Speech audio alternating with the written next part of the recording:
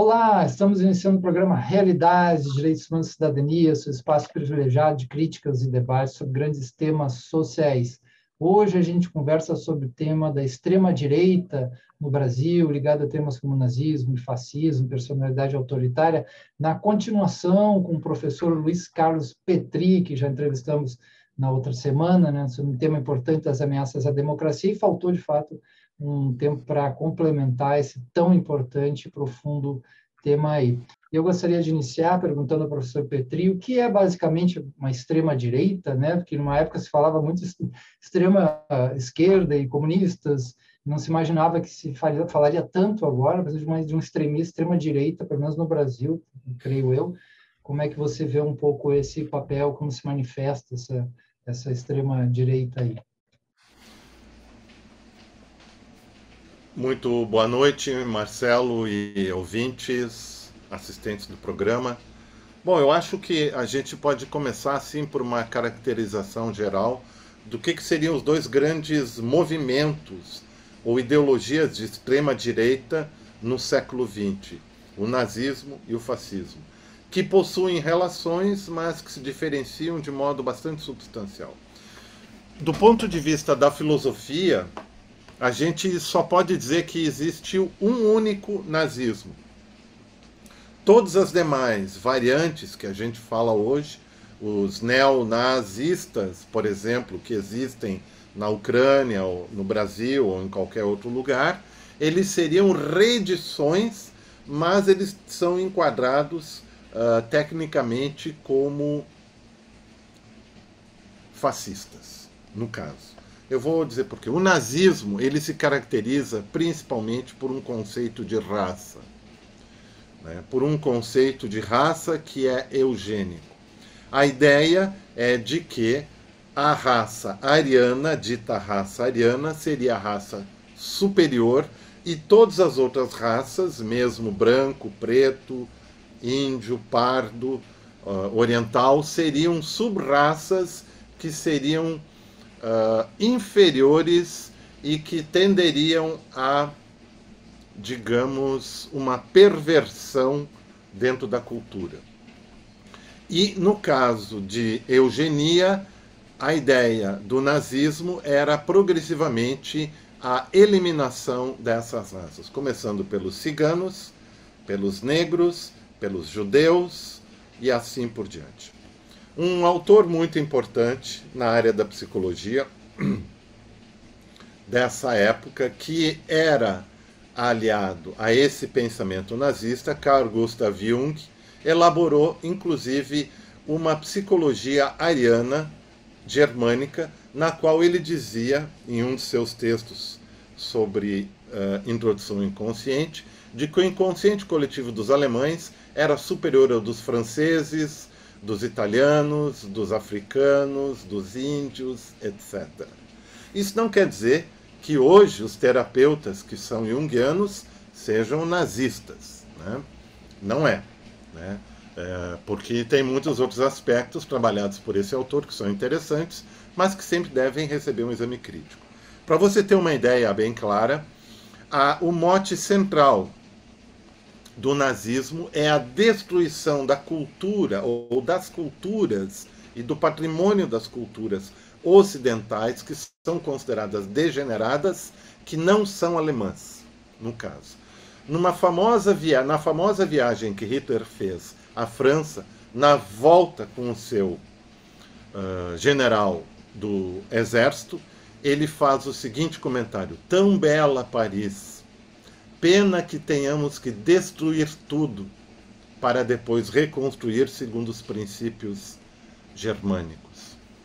Bolsonaro, quando toma posse no Brasil, no seu discurso de posse diz: eu não vim para construir, mas para desconstruir. E isso passou batido, né? Eu me lembro que eu comentei com um colega, esse é um princípio do nacional-socialismo alemão. Então, o nazismo é monolítico, o fascismo não.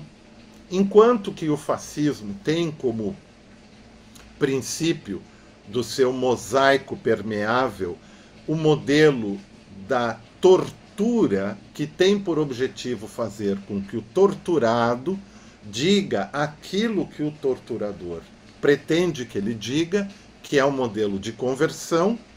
O nazismo não tem esse modelo no seu parâmetro. Ele quer eliminar a voz do outro. Então, nesse aspecto, por isso é muito mais difícil a gente identificar os elementos na sociedade, nos grupos sociais, aonde a ação fascista está em andamento. Por quê? Porque ele é permeável. E ele é de entrar numa conversa, mas sempre numa conversa opressiva. Aí, então, é muito importante se entender quais são os elementos que formam aquilo que nós chamamos uma personalidade autoritária, que vai estar tanto na ação do nazismo, mas, sobretudo, no nosso caso, no fascismo moreno. Certo. E como é que você vê essas manifestações, essa conexão? Você já falou um pouco ali na questão do discurso de posse, mas desses movimentos, né, que estão até trazendo próprio até símbolos e falas sobre o nazismo e também algumas coisas que lembram o fascismo no Brasil, assim, como olhar isso a partir desse seu olhar, principalmente da psicanálise, né? Bom, a gente tem uma característica do ser humano de se orientar ou utilizar símbolos estéticos que transmitam mensagens. Por exemplo, a cruz que tem 4 pontas, ela geralmente é associada ao cristianismo. Quando essa cruz está quebrada, ela nega esta relação do cristianismo, que é a relação do Deus é amor, aquela coisa toda que o Cristo vai falar no Novo Testamento, nos seus vários momentos, né? E essa perspectiva da simbologia, ela vai ser colocada sempre como um estandarte. Como símbolo, ele é arbitrário e é eleito por um determinado grupo com um determinado sentido, né? Que é o que a gente vê agora, por exemplo, nessa estrela de 8 pontas que nós temos nas milícias do exército ucraniano, que é o símbolo do caos do tradicionalismo do próprio Dugin, né? Que é uma coisa preocupante. Mas eu acho que seria interessante abordar essa questão dos aspectos da personalidade autoritária. O que você acha? Sim, esse é um ponto bem importante, né, que ficou até famoso com alguns autores, principalmente Adorno, né? E exatamente. como é que a gente vê isso também reverberando nos tempos atuais? Como é que você vê a leitura da personalidade autoritária, né? O Adorno, junto com Horkheimer, e depois em outros textos, solitariamente, continuando o trabalho, ele vai estabelecer 7 características da personalidade autoritária. Então eu vou dar uma ideia dessas 7 características. A primeira delas é que a personalidade autoritária, ela vivencia uma lealdade cega a determinados valores, costumes e ideias, sem questionar de modo algum, não aceitando o questionamento, nos quais os valores adequados, ditos morais e aceitáveis, são aqueles que o sujeito tem, ele mesmo, e não são passíveis de discussão. E, em contrapartida, todo e qualquer valor que seja diferenciado dele em outras pessoas são vistos como resultado de uma corrupção moral do outro, que foi um pecado, etc, etc. Nesse movimento, geralmente o signo da família mononuclear, né, a família básica, é evocado ardorosamente dentro desses valores. Mas quando vai se verificar como isso funciona no sujeito, o conceito dessa família se resume ao conceito de família tradicional, ou seja, ao próprio sujeito e ao que ele pensa sobre o que deve ser uma família e como se deve comportar nela, sem a possibilidade da interação ou discussão de outros sujeitos ou mesmo de sujeitos dentro da própria família. O segundo aspecto é um forte etnocentrismo.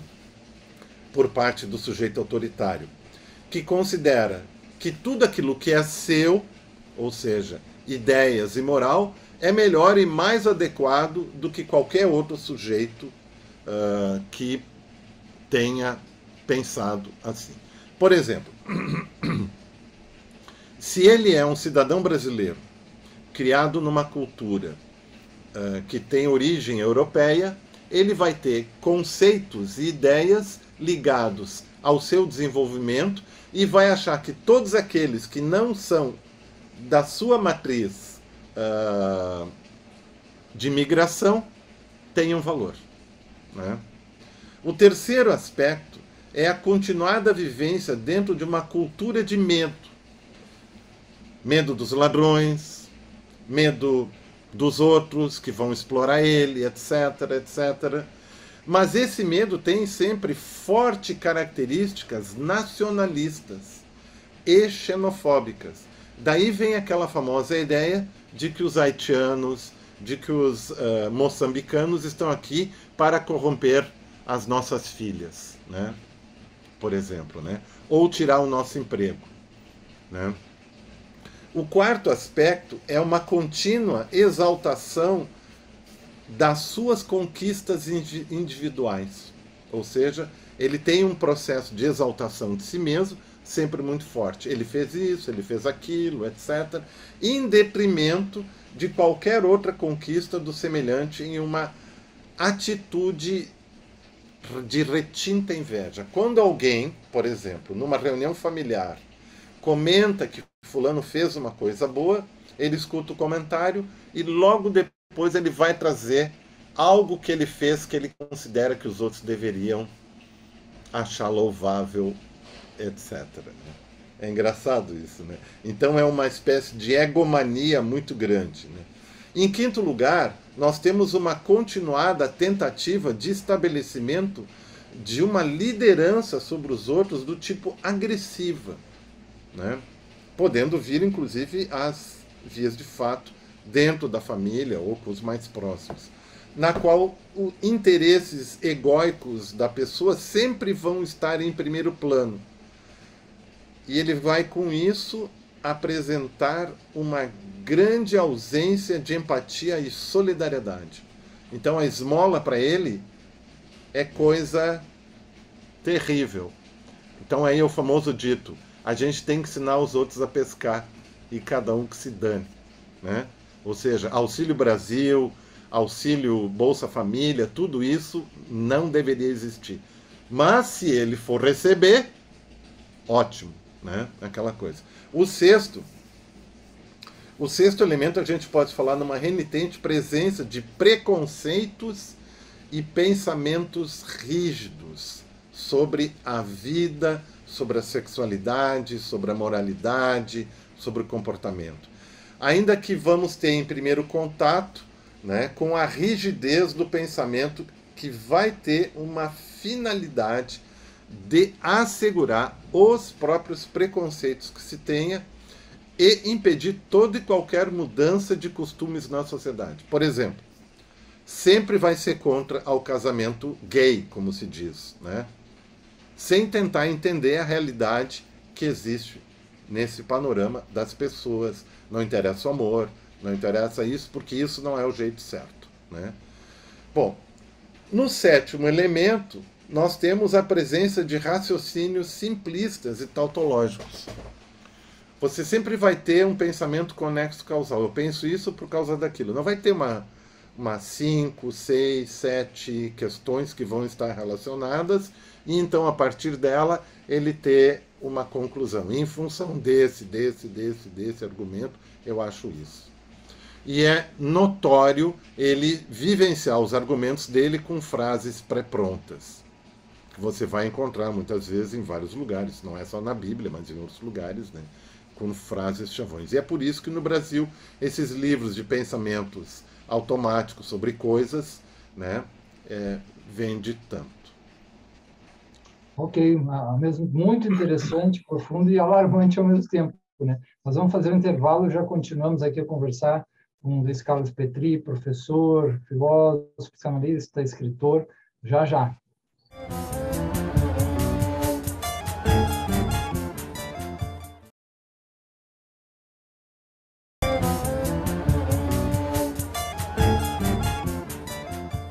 estamos de volta conversando hoje sobre um tema muito importante ligado à extrema-direita no Brasil, tem a ver com personalidade autoritária, né, com o professor Luiz Carlos Petri, que é professor de filosofia, semiótica, uma longa trajetória como psicanalista também, pesquisador, escritor. Ele falava sobre os 7 pontos da personalidade autoritária a partir de Adorno, e a gente logo em seguida, né, já pensa sobre o Brasil e vê essas manifestações e fica pensando no que fazer diante disso, né? Esse ponto de como é que reconstruir, já que falou de destruição, né? Essa visão de destruir a coisas da sociedade para introduzir as visões mais autoritárias, né? Como reconstruir a sociedade democrática frente a essas ameaças, extremismo, fundamentalismo, extrema-direita, bolsonarismo, essas coisas que estão aparecendo aí dentro. Eu passo a palavra para o professor Petri. Eu acho que, como nós estamos falando sobre essas características da personalidade autoritária, que, em linhas gerais, essas 7 características, elas têm por objetivo a defesa do sujeito frente a um medo que ele tem em relação ao outro, ao semelhante, e a possível diferença entre eu e você, entre eu e o outro. Essa incapacidade emocional de suportar que o outro é, em alguns aspectos, diferente de mim e pode ter valores ou comportamentos ou um estilo de vida diferente do meu, é algo problemático. Para enfrentar isso, a única forma que nós temos até hoje, que foi testada e se comprova que ela é eficácia, é o que nós chamamos a disciplina do amor e da solidariedade, da conversa fraterna. Então, se nós não nos dispomos a sentar com as outras pessoas pacientemente e conversar com elas, escutar o que elas têm a dizer, examinar, discutir e ponderar, nós nunca vamos crescer juntos. Entretanto, o nosso foco para a construção de uma sociedade democrática, solidária, baseada na solidariedade, no amor, não se trata de nós fazermos enfrentamentos diretos com aqueles sujeitos nos grupos que nós identificamos como características de uma personalidade autoritária, porque dificilmente eles vão se modificar.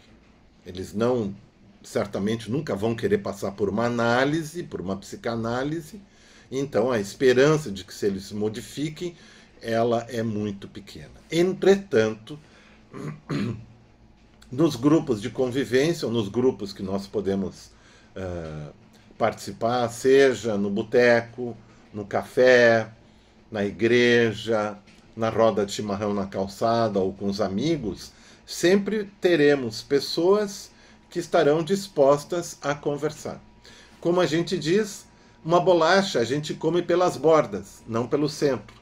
Então a gente tem que começar por essas pessoas dispostas a trocar ideias, a construir uma forma de pensar mais solidária, mais democrática, mais baseada no amor, como diz o Papa Francisco, com essas pessoas. E esse fenômeno, que é um fenômeno que vai se dando em cascata, e ele é demorado, ele vai fazer com que se crie uma constrição nesses sujeitos, como nós tínhamos durante as décadas de 70 e 80, na qual nós tínhamos uma sociedade brasileira que debatia publicamente os valores, o que a gente queria da sociedade, né? Os direitos humanos, né? E assim por diante, né? E não assumia imediatamente a ideia de que bandido bom é bandido morto, né? O que é algo complicado. Mais ou menos isso. Muito interessante, né? Tem muito a ver com isso que a gente trabalha aqui no programa, na universidade também, de criar espaços, né, de diálogo, justiça restaurativa. A gente tem investido muito, comunicação não violenta, modelos de encontro, modelos que resgatam o aspecto das comunidades, né, de resiliência. para tentar construir algo diante dessa extrema polarização, né? Parece que uma violência chama outras vezes, e as pessoas que também às vezes querem algo que seria mais mesmo de uma autonomia ou democracia também podem ser contagiados, né, pelo que eu entendi, por essa agressividade aí, as polarizações em que não tem mais fim, né? Como é que você vê esse aspecto ali? Do não ter. Qual Da aspecto? polarização, né? Essa polarização, Sim, sim, como é sim. forte, né? Nós estamos numa sociedade polarizada. Quando se fez o hashtag ele não, nós marcamos a polarização, e essa polarização ela levou ao aumento da posição deles. Toda vez que nós assumimos uma posição polarizada, a gente só aumenta a força do outro lado. Então, a única forma da gente poder avançar na construção de algo, vamos pensar assim, ó, eu tenho uma ideia, você tem outra. Se eu digo que a sua ideia não presta, eu só estou reforçando o fato da sua ideia não servir. E aí você fica mais forte.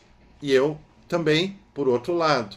Quer dizer, nós não chegamos à construção pelo debate, pela conversa, pelo acordo participativo, por ceder aqui e ali na construção de uma nova forma, que seria uma terceira ideia, que nós dois possamos estar juntos, né? No caso. A Certo. política, a política não é uma competição nesse sentido. Há competição de ideias, mas essa competição de ideias ela tem que se dar no debate público. Fale um pouquinho dessas últimas obras que você fez, uma delas com o professor Rudá, né, Ricci. Se você pode falar um Com, pouquinho sobre o nome da obra, etc., um pouquinho do conteúdo. sim, esse trabalho é O Fascismo de Massa, é um opúsculo publicado pela editora Cotter, aonde nós trabalhamos a partir dos eixos da psicanálise, da filosofia, da ciência social e da semiótica, a partir do texto de Freud, Psicologia das Massas e Análise do Eu, toda a estrutura que compreende, do ponto de vista psicológico, a adesão de um sujeito às massas e movimentos sociais fascistas, né? É um livro interessante, eu gostei de ter escrito ele. É um trabalho, um resultado de 3 anos de pesquisa e diálogo junto com o Rudá, em parceria com ele. E ele abre uma série de trabalhos que nós estamos desenvolvendo, e o Rudá também está contribuindo com isso, com livros dele, em que eu estou ajudando como leitor, que a série na Cotter é Viver é Perigoso, né? Na qual nós vamos trabalhar as relações de uma sociologia psicanalítica, que é a conversa entre a psicanálise, a filosofia semiótica e a sociologia, a partir principalmente do pensamento da escola de Frankfurt, Adorno. Muito bom, né? Chegamos ao fim. Recomendamos, então, o livro citado pelo professor Petri, né? Junto com ele, com o da Ricci. Também as obras de Adorno, que foram citadas, Freud, né? Tanta coisa interessante para ler. O professor também tem um canal no YouTube, assim como nós temos também, né? O professor Petri tem um canal, podemos assistir algumas coisas lá. E volta e meia ele também está em outros debates pela internet, né? Tem Instagram também, né? Assim como nós temos, né? E tem o Instagram do programa Realidade, pode nos procurar também, rede social Instagram, né? E agradecemos muito, então, a presença do professor Luiz Carlos Petri, né? Conversando sobre esse tema importante. Ele que é filósofo, psicanalista, escritor, foi professor já da PUC de São Paulo, Unicinos e outras universidades, nesse tema tão importante aí que é a extrema-direita, a personalidade autoritária, e as reverberações disso no Brasil. Então, obrigado a todos e até a próxima.